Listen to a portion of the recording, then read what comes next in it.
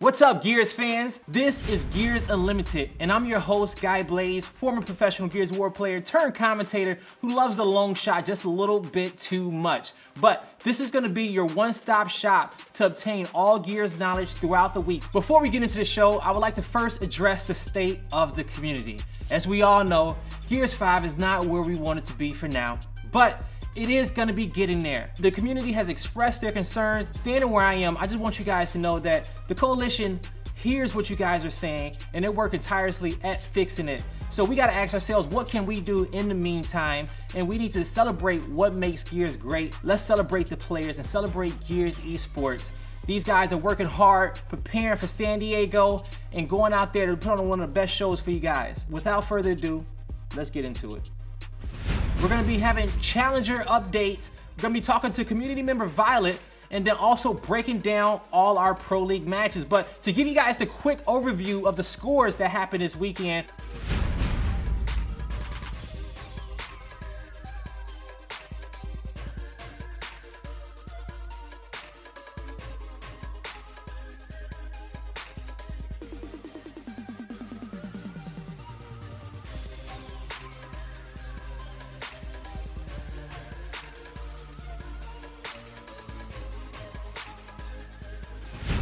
now, I'm sure you guys already know about our Pro League, but for the teams that did not make it into the Pro League, we do have a Challenger Series, and that's where all our amateur teams are battling it out, getting ready for relegation to steal some of the spots from the teams that are in our current league. First off, in North America, it was Glory who won their matchup. In the European region, it was The Boys. In LATAM, it was Kings of All. In the South America region, it was I7KX. Last but not least, in Asian Pacific, you know them and you love them, it was Mindfreak once again dominating the competition. First on the list, we had Obey Alliance versus R-Damage. R-Damage, the second best team in Europe last season of Gears 4. They came out once again and showed us why, bringing some of those same skills to Gears 5, dominating their matchup 2-0. Big props up to Physics in map number 1, leading the pack, as well as Redder and Strikers in map number 2. Our next matchup, EU's Finest versus the New Boys, Rated R. Now, Rated R didn't know much about them before this season started, and we knew all about EU's Finest, the top 4 team in the world. We've been waiting a long time to see those boys hoist a trophy, but they may have a wrench in their plans because Rated R came out and got real explicit in that matchup. Map number 1, dominating EU's Finest on Icebound. Now, going into map number 2, it was Training Grounds. We thought, hey, it's EU's Finest. They're gonna come back, show us what they're made of. But once again, Rated R says, hold up, we the new kids on the block. And they come out and they dominate on Training Grounds as well, winning that series 2-0. Now, to give you guys updates in our LATAM Pro League, first matchup on our list is Astral versus EGYX. PR said on Pro League Live that you need to watch out for this Astral team. And they showed us why. They came out and they dominated EGYX, and you gotta give credit to Crack and Cardia for putting in work for their teams and securing that victory. Our final match of the LATAM Pro League, it was Ghost Gaming versus Fire and Ice, a matchup that I was looking forward to because you know the grudge between both these squads. In map number 1, Vascar, both teams was going back and forth, a battle of tug of war for control of these hills.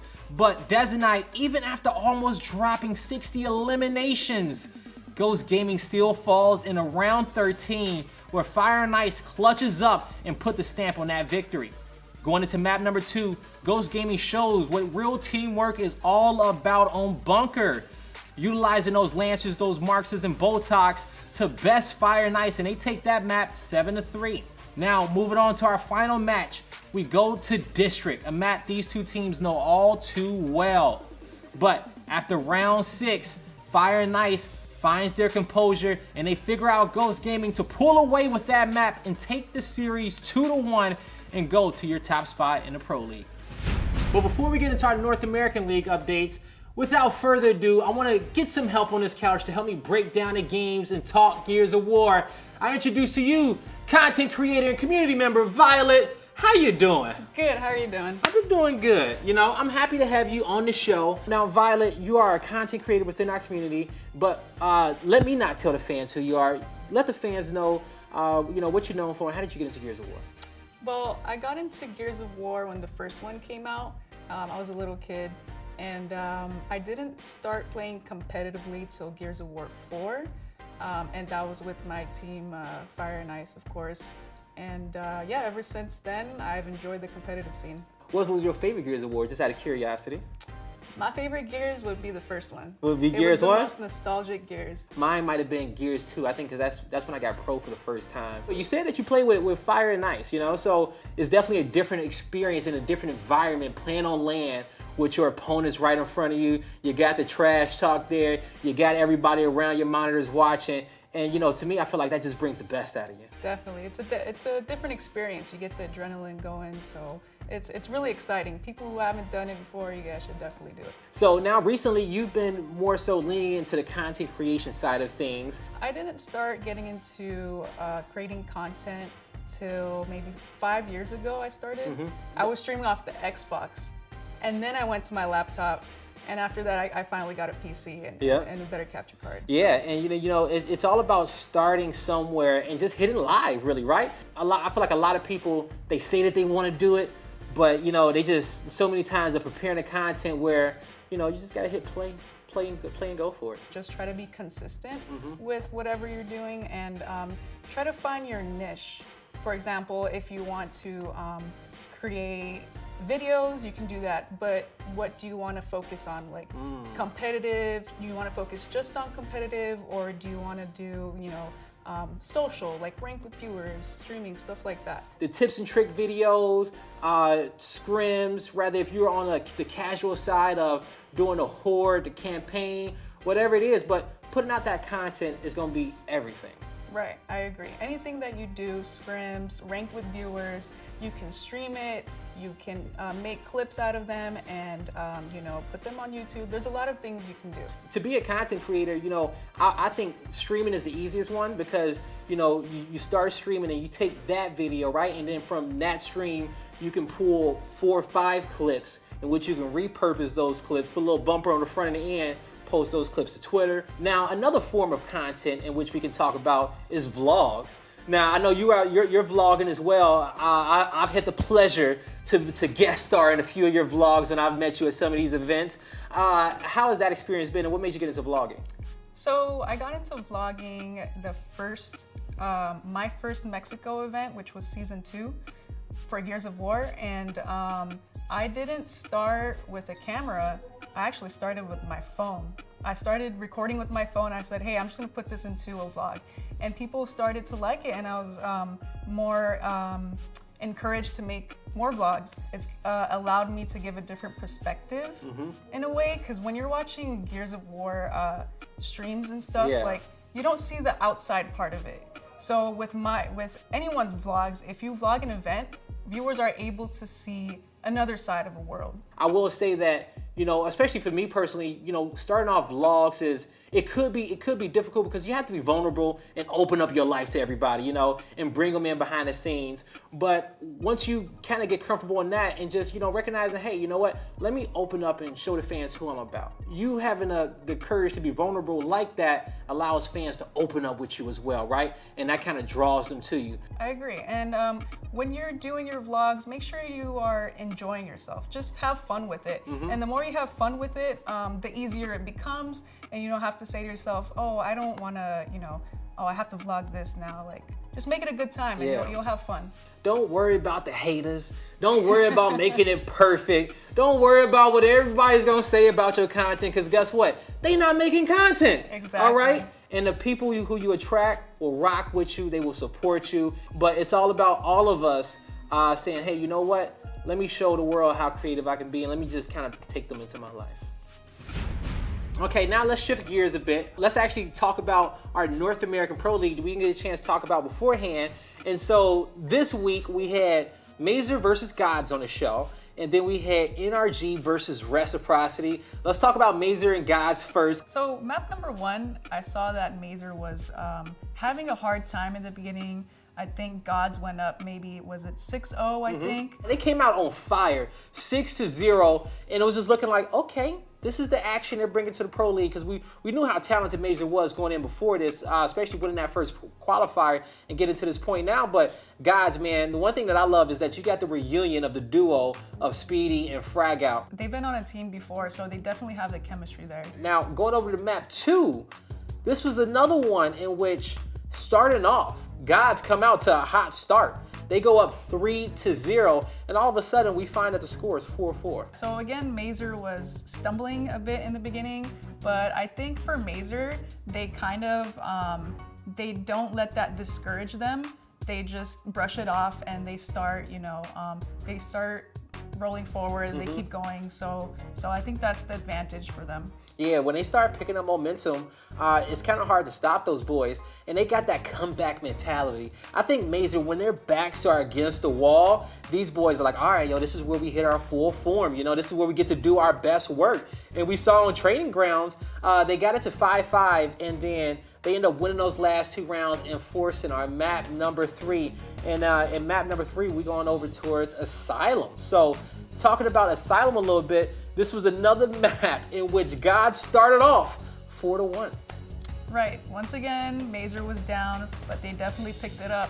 And they did go back-to-back after they started picking it up, 6-6. Both of the teams, they had power weapons. I think Gods had the drop shot. And on the other side, Mazur had 2 shocks. Not one, I think they had 2 shocks. So they had to utilize those power weapons to their advantage. And I believe, if I'm not mistaken, Gods did miss one of their drop shots. Yeah, it was a missed drop shot from Frag out there. Yeah, so that kind of, messed them up a little bit. Actually, a lot, to be honest, because I think that was the playmaker there. Yeah, that was the playmaker. When you come down to that final round and the game slows down, it can come down to a final kill. We saw Mazur get that shot grenade out, and then it was a down, and the drop shot comes up short from Frag Out. Right. They get that. He possibly gets a double or a triple kill, and is able to stop the second shot grenade that comes out before it hits the hill. And that's one where you could say, if you are a Gods fan, shoulda, coulda, woulda, Mazur having a composure in that round 13, they end up clutching it out and taking on that one. So they come out and they get that first win of the Pro League, and they go to the top of the ladder. All right, now moving on over towards our next matchup in the North American Pro League. It was NRG versus Reciprocity. Now, if you don't know the players on both these teams, on NRG, you got Explosives, Mental, Summons, Solars, and Praise, formerly the Optic Gaming Squad, that Gears of War dynasty of a team that we saw last season make history, versus the contenders in Reciprocity. You got Kenny Bounce, Franchise, Rushies, Powers, and Icy. I've been watching these 2 teams play for a while now. And in Gears of War 4, they definitely would go head-to-head, right? It's the top team, and it's like the number 2 squad, yeah. right? It's the best team that we feel like could beat Optic back then. But transitioning over to our Pro League matchup that we had this week, map number 1. Reciprocity came out swinging, and they took Training Grounds 7-4, I believe. Did you after that first map? I know you probably thought that they can, go all the way and get it done. Definitely. After the first map, I was thinking to myself, it's finally going to happen. Reciprocity is going to take down NRG, finally. But what happens next? NRG shows us why they are who they've shown us to be in the past, where NRG pulls away with it. But it was a few key missed weapon placements there from Reciprocity. The marks that went on the top bridge and they wanted to go down low.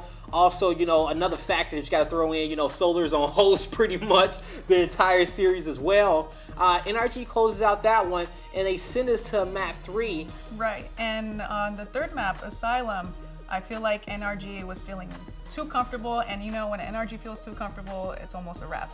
So we saw Team Reciprocity try their best, but I don't think it worked out. Yeah, NRG, when they get into that mode where they're like, all right, we got a good lead, the pressure's not on us, and they start, having fun, laughing around, you just see this team hit another level. So, overall throughout the week, I say Reciprocity, I was actually proud of their performance. With everything in which they had to overcome in the series, I thought they played great.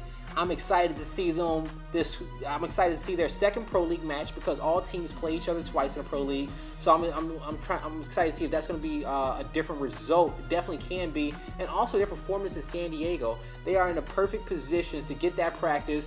North American Alpha A division, got Rise Nation, NRG, Reciprocity, and Work Harder. That group is so stacked, and you know that these guys are gonna get the practice they need. Yeah, definitely excited to see Reciprocity versus NRG again, because I know it might be, sometimes it's like a mental thing, like a mental block when you're going against like Explosive or, you know, Mental himself, and you might play different than how you play against other teams. So maybe that might be a disadvantage or maybe an advantage. So it's definitely interesting to see. You know, and I know I used to say that, you know, a lot, you know, throughout Gears of War 4, but in Gears 5, I don't think that's going to be there. You know, I think that, you know, when they get to their second match in the Pro League, and especially when we get to San Diego, I think that they finally understand that they just need to play their game and go blow for blow with that roster, and not to really overthink it, you know, because sometimes it can be like that where you let your opponents live in your head. But I think Reciprocity is going to do their fans right. They got all the pieces.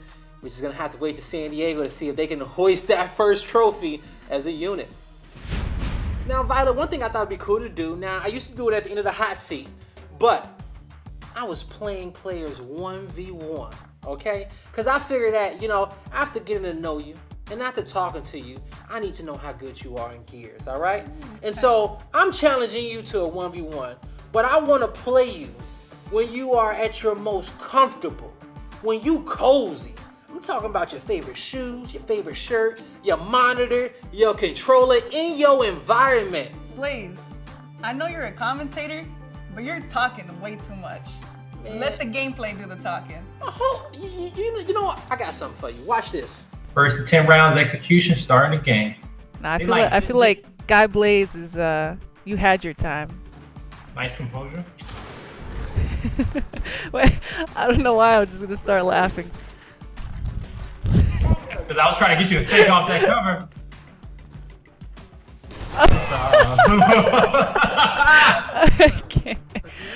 I don't want to embarrass you too much, so I wanted to like keep it light, you know? Just push me. I get nervous when people push me 1v1. Oh! No. I thought you were the front spawn. What's up? What's up? Oh, you don't want this, all right? Put these dogs down. Let me see why you front spawn certified. I'm taking it easy on you right now. Okay. I know you had a long drive home, huh? Target I want You to be. have a long... Oh no! Oh! I'll let you up. You just were okay. Nah, I'm kidding. I'm not gonna let you up. Nice try. You thought you was gonna close that gap. I ain't gonna lie. I thought you were gonna shoot earlier than that. No, I was like, hold on, what's she doing? Let me back up. I missed. No, I missed. Hey, missed those. Oh, you done fucked up. Did I? losses beget losses. Did I? Now I'm getting smacked. Fight smarter. You warmed up? Yeah, complete silence when I'm fighting you. Damn, you got 4 eliminations and 4 downs. I'm like 5 eliminations and no downs, huh? Oh, Is that a story there? You think you're cool? Good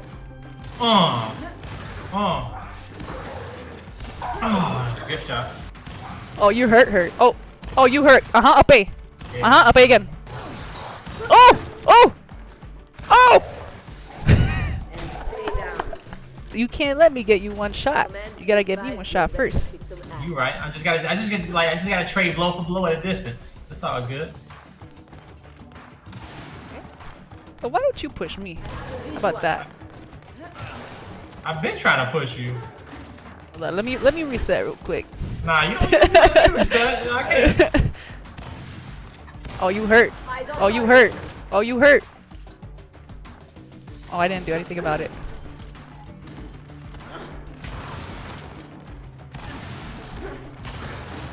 Oh, you weak. We both weak. One on hostiles. Why aren't you opening? Yeah, right? Oh my god. I'm resetting. Hold up. You ain't doing. Oh!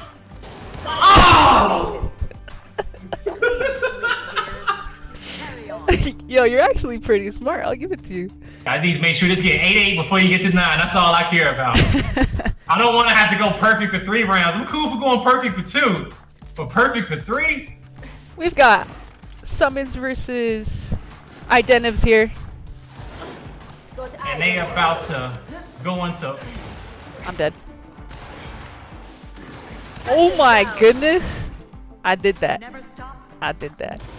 Ooh, I'm hurt, huh?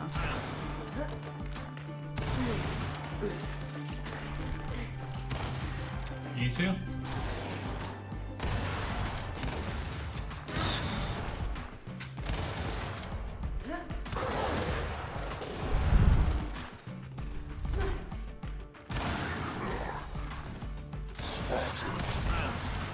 Oh! We traded! Oh!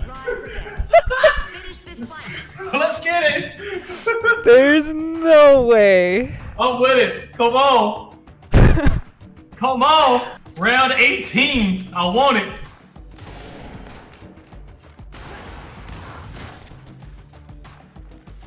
Got eyes on a tango. No! Good shot. Good shit. I hit you for 89 on that one. Oh, let me flex. Oh. Let me flex on camera. I've been working out. Thanks. GG. Jeez. GG's. Whew. All right, now let's come back a little bit and get back into some more conversation. Next week, we do have a matchup in which I'm looking forward to. It's going to be Reciprocity versus Rise Nation. You got former teammates on each one of these rosters who had just switched recently. I think the switch between Powers and Rezik is going to be pretty interesting because from experience, when you play with your teammates, you kind of get comfortable and you know how they're going to play exactly, you know their strengths, you know their weaknesses. We get to see these two teams go at it again. It's going to be a juicy one, and these were the two teams that we saw battling for that second place spot, really. Reciprocity has their core players, their core 3 players, and I think that with their more veteran playstyle, I guess you can say, is going to be more to an advantage there, definitely. And I think that's it's the reason why we see Reciprocity time and time again in those finals with them. But we'll see. Rise Nation, they've been working hard. Now moving on, we have San Diego coming up. For you guys that don't know, it's December 5th through the 7th, and we got the best Gears of War teams throughout the world touching down in Southern California. You're gonna have your top 4 teams coming out from Europe, LATAM, the 8 Pro League teams after their 6 weeks of practice, and then as well you got your challenger squads as well, those amateur teams looking to make a name for themselves. And with the new format and having that single elimination champ bracket, I know it's some amateur teams out there who could possibly go in there and shake some things up. I'm excited to see which teams come on top. It's exciting to see the lower teams make a name for themselves, definitely. Is there any teams that you think? The one team that did not make the North American Pro League was Glory. You got Soto, Pale, Sam, Aversa, and then their 5th as well. Those guys were so talented and they just fell up short. Demo and the boys came through and cut them down before Work Harder took care of them. So you definitely want to watch out for them coming out from that lower side. But these North American teams, especially the amateur ones, they got to recognize that, in our last Challenger series, we had 111 teams from LATAM competing, and so a lot of those guys are going to be trying to come over. If not, the next event in Mexico, they're going to be shaking some stuff up in that open bracket. But before we jump too far ahead of ourselves, let's talk about some of the tips in which we can possibly give some of those amateur squads to achieving those dreams and making that champ bracket and causing some upsets. You obviously practice, right? But then the question is, how do you utilize the most effective way, right? So you can go through scrims, you can go through VODs, and also apart from those scrims, watching your past broadcasts, you can maybe bond with your team outside of that. And it's always helpful to do that because then you have chemistry with your team. And the better you are comfortable, the more comfortable you are with your teammates, the better you're gonna perform on Battlefield. I'm laughing because I'm thinking about some of the bromance moments I've seen with a lot of teams, most notably the Insanes, of just that team bonding coming into the event, and it pays off.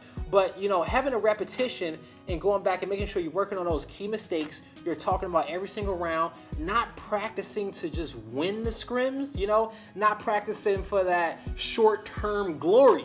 Right. You need to be practicing for the long-term glory, right? To hoist a trophy. If not at the next event, then the event after. If not that one, at the event after. If not, then it's the championships in which you're always planning to hoist a trophy, and that's how you should always be practicing. You get what I'm saying? Yeah, and even if you do win a scrim, go over the mistakes that you did and maybe what you could have done better. Just because you won a scrim doesn't mean you did anything not right. Yeah. Right. And it's like a little family. So the more comfortable you are with them, the better you're gonna play. That is true. You gotta be ready to go to war with your teammates every chance you get. Have their back. Sometimes even when they're wrong, you know, Yeah. you gotta have their backs and hash it out afterwards. That's the one thing that you don't want to go into a tournament not liking any of the guys sitting next to you or having any tension. So if that happens to you and your squad, make sure you hug it out before everybody, okay? Show the love and camaraderie around the team and go out there and focus up and achieve your goals. Now, if you're new to Gears or you're looking for some more tips for you and your squad going into San Diego, don't worry, I got what you need. In Gears, we got a lot of great and awesome content creators who have made plenty of videos to help you get better with your team gameplay and your individual gameplay. I know we have Domes, which he's very great at what he does. He posts a lot of videos like tips and tricks, you know, stuff like that. And we also have Shadows on the flip side, and he has like more of like social stuff, you know, about Gears of War. And don't forget about our LATAM players, Yeah, right? can't forget LATAM about content them. creators. So we have Krauser, we have El Gamer Ruicho, we have Enemy Kitty, and they're all really great at what they do. And also, let's not forget about Summons as well, you know, because he's actually kind of almost like a mix between the two of them. You know, he's able to translate some of that high-level esports content into Spanish for his videos. He does them both. He does them all, I want to say every video bilingual, but also don't forget he's on that Dynasty roster that we saw last year in Optic, so he definitely has the tips and tricks that you guys need as well. And most importantly, don't forget about Violet, okay? Coming in through on the show. You know, check out her channel as well and everything that she has, and we appreciate having you. I appreciate you coming through and breaking down some of this Gears of War knowledge with me. Yeah, thank you guys for having me. It was a pleasure. I love chatting with you guys, so it's always great to be here.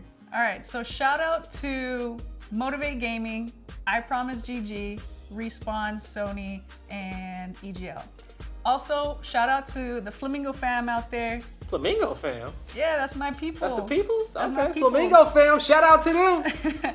And one last shout out is gonna go out to my brother, because I think he was low-key inspired by me to do competitive Gears. So shout out to him. One day you'll get on my level, bro. I'll see you guys next time. Now, a few things I want you guys to look out for this weekend. We talked a little bit about Reciprocity and Rise. You can check that match out at 7 p.m. Eastern. The players will be streaming it. Usually it'll be on Kenny Bounce's or Drix's channel, so make sure you tune into that one. Next is our Challenger Series. For the amateur teams out there, make sure you are acquiring those points, because after San Diego, you guys are going to have another chance to get into the Pro League. So make sure you're not too far behind on those points and you're still out there competing. Lastly, next week, our North American Pro League matches. We're going to be having NRG versus Work Harder. And then we're going to be having Gods versus Hives.